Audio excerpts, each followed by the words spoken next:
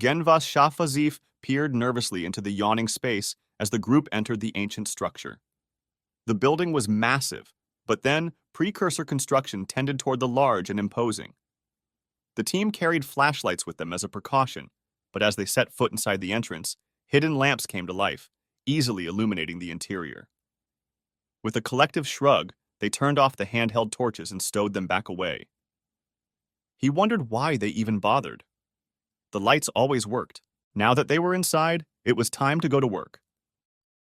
Preliminary survey report for Structure 371, Grid 004105, he began, speaking into the recorder. Power and basic infrastructure functioning normally. 371 is constructed primarily with. He paused, looking closer at the nearest wall.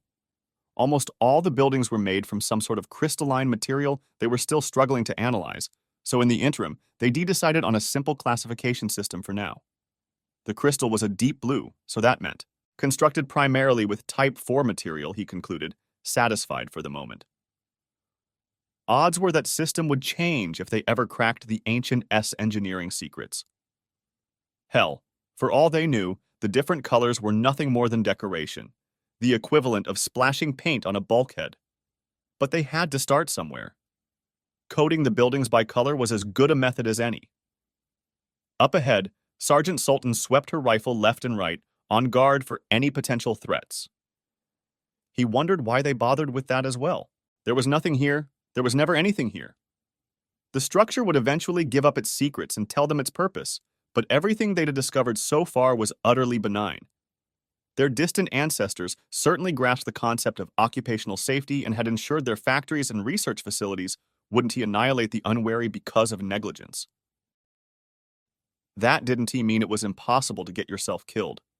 You could still jump off the roof or order a machine to construct a laser in order to shoot yourself in the head, but at least they made you work for it. Clear, the Valkyrie announced, relaxing her posture as she pointed her weapon at the floor. No threats that I can see. Are there ever?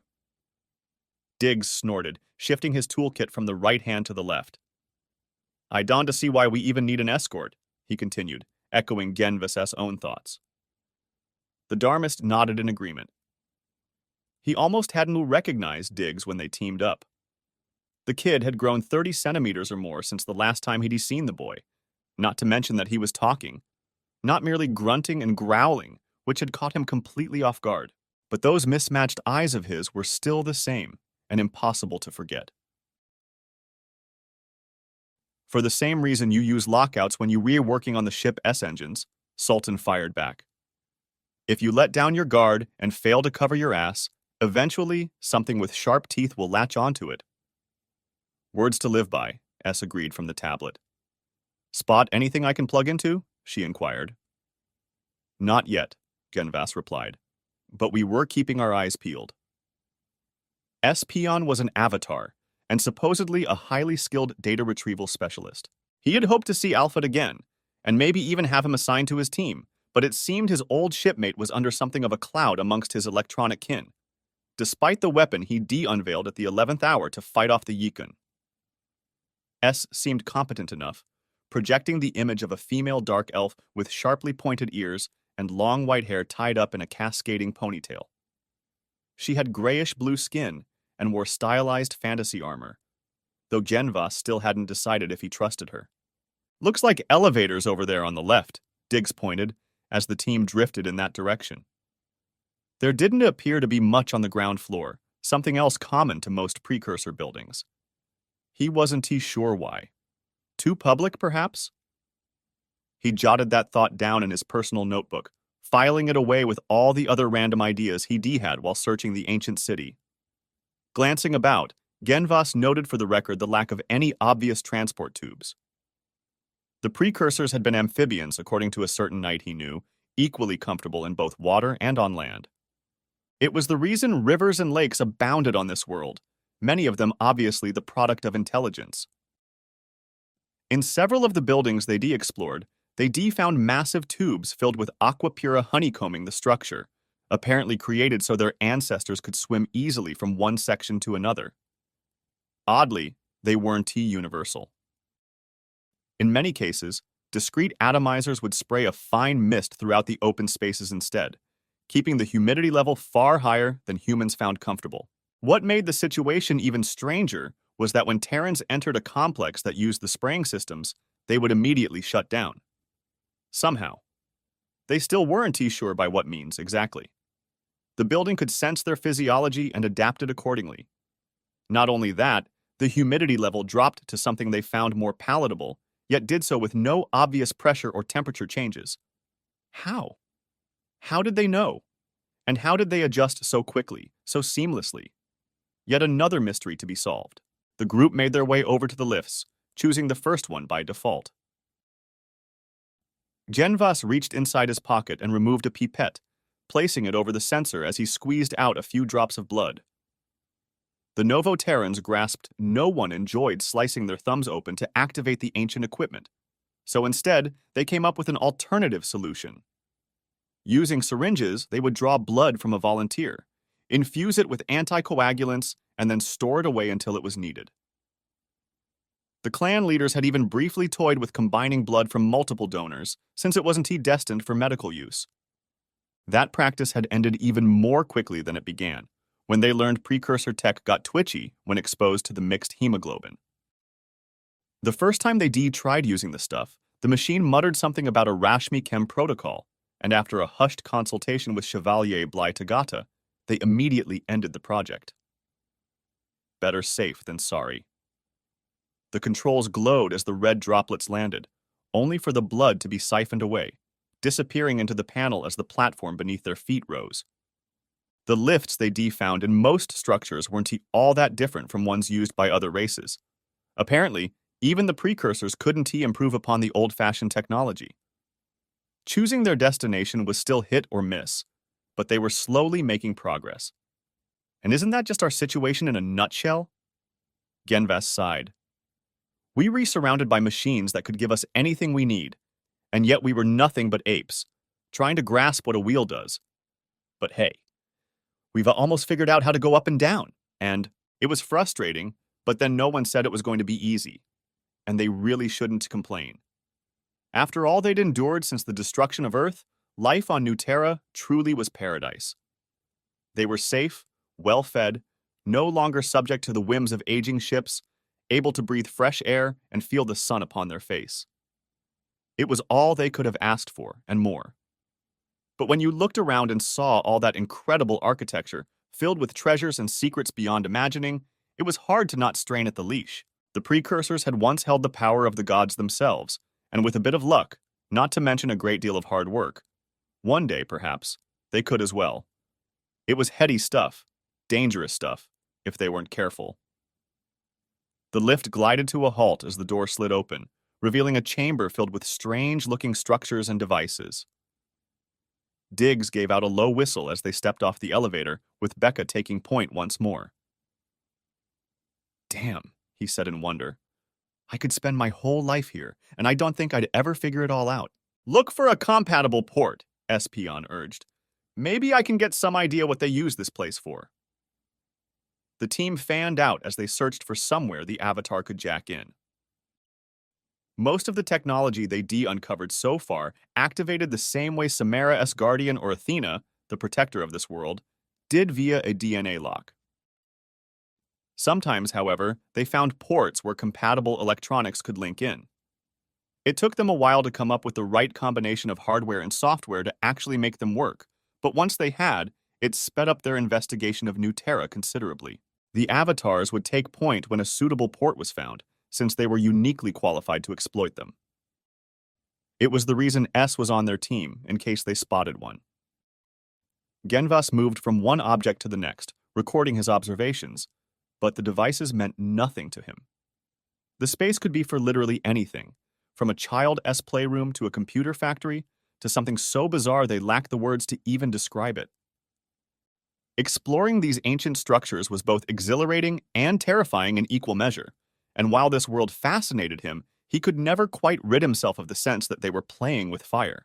Hey, I found one, Becca called out, waving the others over. Looks like it's your lucky day, S, she proclaimed, pointing at the data port she'd just located. Care to do the honors, Jen? The Avatar chuckled, rubbing her virtual hands with glee.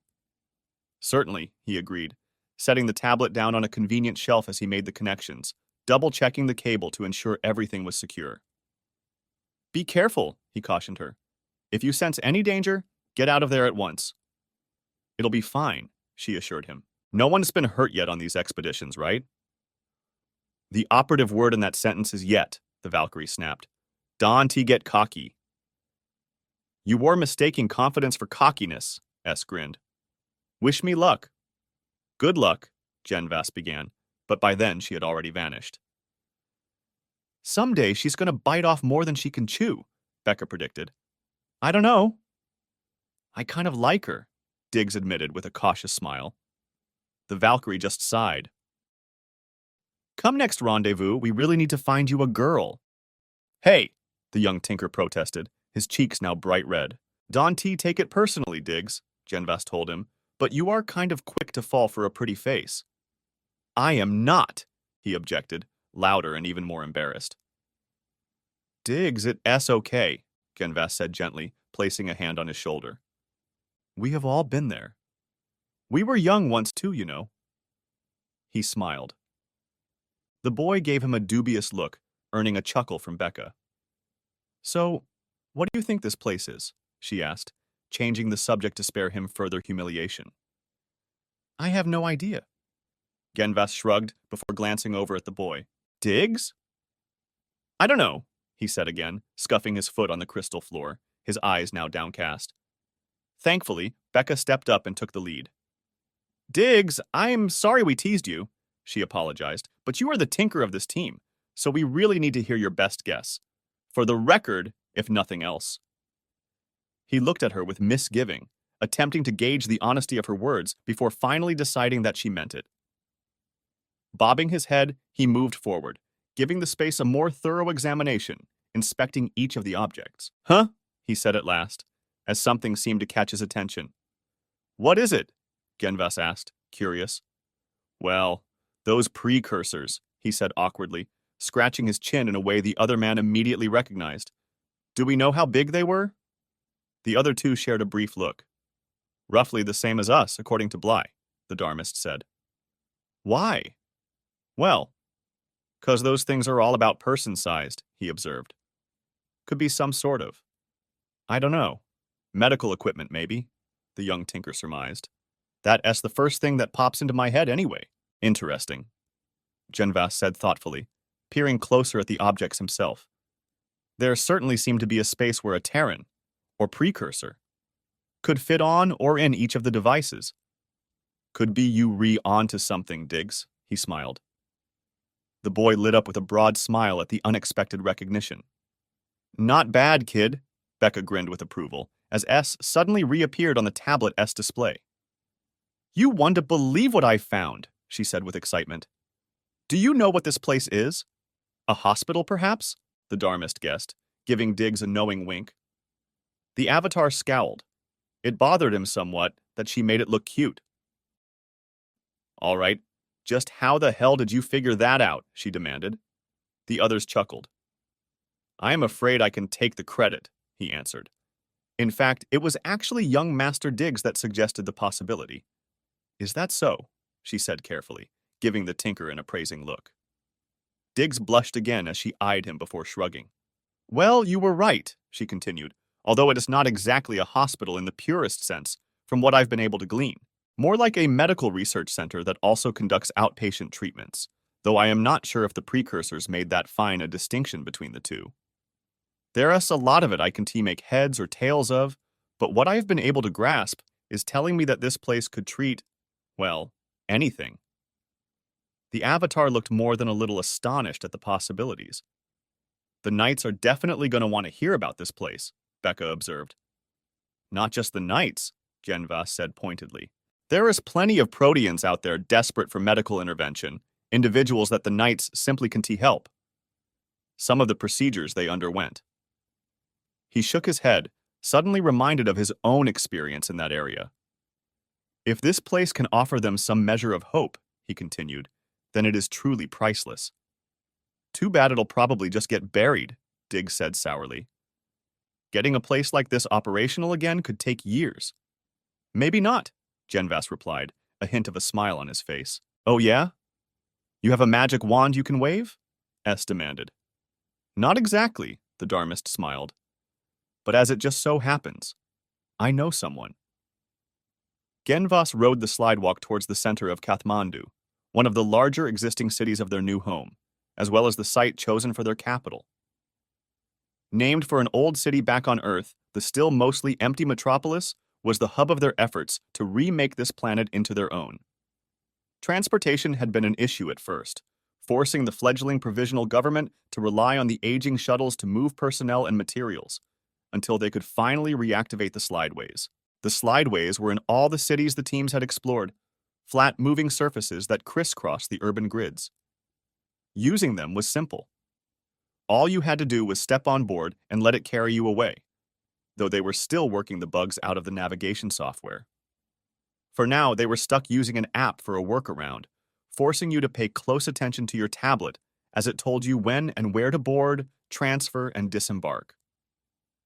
The other riders all had their noses buried in their own electronic devices, just as he did, and likely for the same reason, though they were promising a more permanent fix any day now. He took that promise, like all the other government assurances, with a grain of salt, arriving at his destination far sooner than he'd expected, and with only a couple of missed connections. Genvas entered the structure they were calling the government house, taking a lift to the upper floors.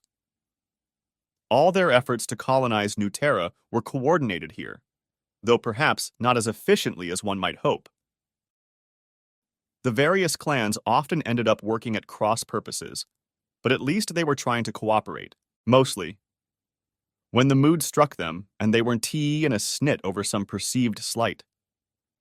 Hell of a way to run a planet, the Dharmist sighed, winding his way through the corridors until locating the chamber he'd been searching for. He pressed his thumb against the doorplate, waiting patiently until the hatch slid silently open. Whatever it is, the answer is no, the room's sole occupant snapped, not bothering to look up. Hello, Samara. It is nice to see you again, Samara. It has been too long, Samara, Genvas riposted, seating himself across from her as the former Protean glared at him from behind a stack of tablets. Half buried under the pile sat a metallic cube covered with intricate fractal patterns. Which part of no were you unclear on? She demanded. I am busy. He glanced at her cluttered desk. I can see that, he nodded, but this is important. It's always important, she growled, her patience now wearing thin. Every person who comes through that door has a sob story and a reason for me to make an exception just for them. So again, the answer is no. She shot him a look that would have sent lesser mortals running for the nearest exit, returning to her work as she reached for a tablet. We found a hospital, he said quietly. Samara's hand froze in midair. What did you just say? She asked him, leaning back in her chair as she regarded him more fully. You heard me, he smiled, passing her a tablet of his own. My preliminary report. All but snatching it out of his hand, she began poring over the data, her eyes intent as she studied the file. Finally, she set it down, folding her hands as she rested her chin. I appreciate you bringing this to me, Samara told him, her demeanor much more pleasant, though I'm still waiting for the other shoe. I don't know what you mean, Genvas replied. Oh, yes, you do, she said, somewhat pointedly. I know a horse trade when I see one. What is it you want in return? Nothing, I swear, he protested. That research center could help a great many people if we can get it up and running again. We still have plenty of wounded left over from that last battle, Samara, not to mention all the others who could benefit from this sort of advanced medical technology. Like members of your own clan, for example, he said casually, earning him another glare. Just think how much easier things would have been for you if we had this tech back on Gear Falcon. Genvas smiled beatifically as she shook her head. Oh, nicely done, Samara said in approval. I hardly felt the blade as it slipped between my ribs. You were actually getting better at this. I am being honest with you, Genvas said candidly. I don't have a hidden agenda or some sort of quid pro quo. Now I'll admit to playing on your loyalties to get your attention. But that is all. I just want to help. She sat there eyeing him before finally giving a nod. All right, she told him, holding up her hands. All right. I'll move it towards the front of the queue. That's the best I can do. That's all I ask, he nodded gratefully. How do you like your new job? I don tea, she grimaced. First off, they've turned me into a damned bureaucrat, she said in disgust. I was a terrorist for Terra S sake. The government is supposed to be hunting me down, not handing me a desk. I am still waiting for an explanation on how exactly that happened. The universe has a perverse sense of humor, he offered, hiding his own amusement. She gave him a withering look. Cute, she snapped before finally relenting and shaking her head. Second, I am the only Terran who is linked to a precursor database of experts from every field.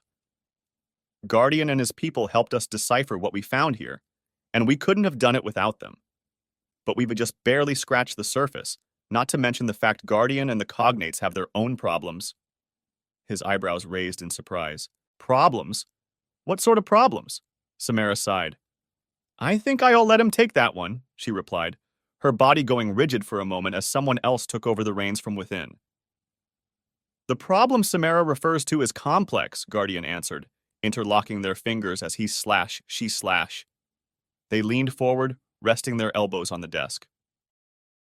While I and my fellow cognates are indeed what you Terrans call precursors, we are not the same as those that eventually departed this world. I am afraid I don't follow, Genvas shook his head. We created the repository early in our forced exile to this quantum reality, they continued. It was necessary to ensure the Great Plan would continue, even through times of stagnation or great social upheaval. And our efforts were successful, but creating the device necessary for my people to return home took a great deal of time. Time, I am afraid, that marched on without us. As Guardian spoke, it was difficult for him to maintain his composure. Hearing that oddly stilted voice emanating from Samara's mouth was disturbing, eerily reminiscent of the time she'd suddenly started shouting in Alex when the Knights had operated on her. So much so, in fact, that he was left struggling with the point they were trying to make. I am still not seeing the problem, he said awkwardly, fidgeting in his chair.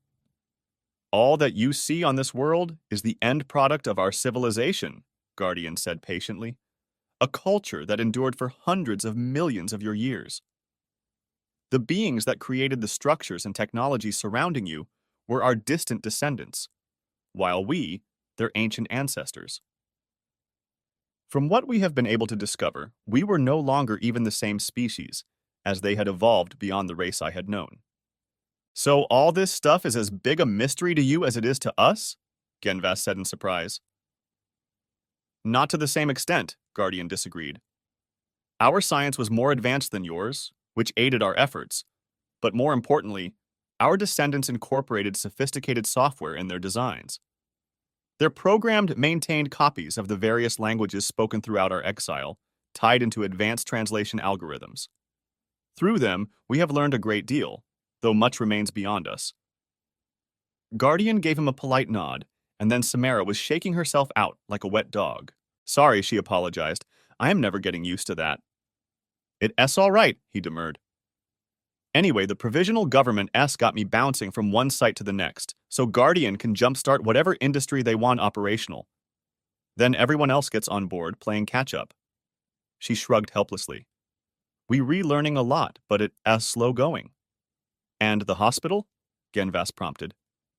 I agree it's important, and first chance I get, I'll plug in Rithir Murkot and take a look. The Dharmist paused for a moment. I assume by the context of that statement this individual is one of your cognates, he guessed. He is, Samara confirmed. He is a doctor, sort of. And the first cognate I contacted, though I don't remember it. Genvas gave her an odd look. Long story, she sighed. Anyway, he be the one best qualified to evaluate the hospital. You'll have to tell me that story sometime, he said politely, standing up. Thank you, Samara, for hearing me out. I think this discovery could be very important for our people. It's something we've needed for a long time now, she agreed. I'll keep you posted if we learn anything. I appreciate that, Genvas smiled. It was good seeing you again, Samara. I hope you are well. Working on it, she said with a weary grin. Good seeing you too. You take care of yourself. The pair smiled politely at one another as he exited the office. He was never completely comfortable in her presence, for several reasons, one of the most pressing being their shared history. They had an intimate relationship during their mission to Earth. One, it turned out, based on lies. She had simply been using him to further her own mission, the one ordered by her Alexi masters. Learning the truth had come as a hard blow, but in the end, he'd almost pitied her. These days, of course, it was the fact she now shared her consciousness with a veritable horde of precursor cognates. Guardians seemed pleasant enough, based on their brief interaction, but it was still eerie. He was just headed for the lifts when his tablet chimed. Genvas was tempted to ignore it, fearing it was Samara playing another one of her little games, but decided instead to see who the call was from. He came skidding to a halt when he read the caller SID. The person attempting to reach him was his none other than very own clan leader, the Daifutsumlam Katsakox, chieftain of the Dharmists. Nervously running his fingers through his hair, he took a calming breath before making the connection. Good morning, Daifu, he said, with genuine respect. What may I do for you? Genvas, she nodded. I hope I haven't caught you at an inconvenient time? Not at all, he protested. In fact, I just concluded a meeting at the government house. Then it would seem my timing is indeed fortunate, she chuckled. There's a matter I'd like to discuss with you, and since you were already here. I can be at your office in just a few minutes, Daifu, Genvas informed her. If that's acceptable, I mean. It is, she nodded. I await your arrival. With that, she ended the call. It had been several weeks since he'd last spoken with her, and as Genvas made his way to her suite, he wondered why she'd requested the meeting. Had she heard of the hospital they discovered, and wished to learn more? Possible, but somehow it didn't feel accurate for some reason he couldn't pin down. Not that it ultimately mattered, he decided, as she would inform him of the reason soon enough herself. Content with that, at least for the moment, he reported to her office and was quickly ushered inside for a private audience. Thank you for coming so promptly, she smiled, taking his hand. Please, sit down. They both took their seats as he tried to relax, but a sudden attack of nerves made that difficult. While they had a professional working relationship, and Genvas was certain she approved of both him and his efforts, a call out of the blue like this rarely involved good news. I'll get straight to the point, she told him. Something has come up, a mission of a rather sensitive nature. I need someone I trust to handle it, and your name is at the top of a very short list. Interested? Of course, he nodded. I am happy to assist in any way I can. Good, she said, a bit too hastily. Leaning back in her chair, he could tell something was troubling her. We've been busy these last few months working to make New Terra our home, and we've made great strides in that short time, though of course there is much that still needs to be done. I suspect we face the work of several lifetimes ahead of us, if not more. The Daifu had a faraway cast to her eyes, one he understood completely. For the first time in 200 years, humanity is united, and we are safe. She paused for a moment and then sighed. At least that was our hope. The reality, however, is proving far more complicated. I beg your pardon? Genvas blurted. Are you saying that we aren't safe here? Has someone found a way past Athena's defenses? If one of the other races had pulled that off, then it was indeed disturbing news. No, nothing like that, she rushed to assure him as he sagged in relief. But the provisional government is proving to be even more stubbornly makeshift than we feared. We hope to have the beginnings of something more permanent by now, more unified, but I'm afraid the old clan divisions are still keeping us segregated. In time, I am certain we will overcome the years of mutual distrust, but until then? She shrugged helplessly. I'm afraid we must muddle through the best that we can. I had wondered, he confessed. I, and many others I imagine, had hoped What is it you were asking of me, Daifu? He said nervously. If she was going where he thought she was with this. We need an ambassador, she told him. Someone to represent our interests and speak with the other races. Your efforts to secure passage for our clan to bring us here, the original mission to Earth, and your resolve, let S say, in forcing your fellow Dharmists to hear uncomfortable truths, make you by far the best candidate. He stared at her in shock. But surely, someone who fought alongside the Alliance would be. He began, only to be cut off. The Alliance is military, she reminded him, whereas this mission involves diplomacy. The other clan heads and I went back and forth on this until it was finally agreed that our clan's positive experience with other species left us best suited to take the lead. She silently regarded him as he wrestled with the offer on the table. I wish I could give you more time to decide, but I'm afraid that I need an answer now. A situation has come up, and we need to deal with it as soon as possible. Genvas swallowed. What she was asking was an enormous responsibility, and despite her kind words, he himself was unsure he was the one best suited for the job. Diplomacy was a dangerous landscape to navigate, even under the best of circumstances. But now? With all that had happened? The possibilities, both good and bad, danced behind his eyes. If you truly believe that I am the one best suited for the job, then of course I accept, he said at last, bowing his head. He could feel the blood pounding in his temples, an uncomfortable sense of the future rushing toward him. But if could truly do some good, then so be it. Not that any of that helped with the acid now frothing merrily away inside his stomach.